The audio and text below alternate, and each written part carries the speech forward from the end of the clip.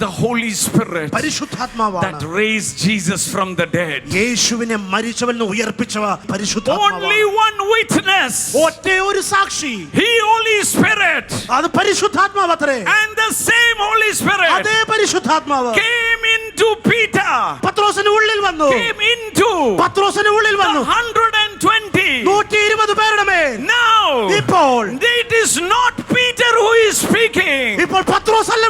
The Holy Spirit in him is declaring Jesus is alive. I am a witness. Even today, same Holy Spirit, same person, same power, same effective power which worked in Jesus, which worked in Paul, which worked in Peter. Same Holy Spirit is living in you. Living in you. That is why you have an assurance. Jesus is alive.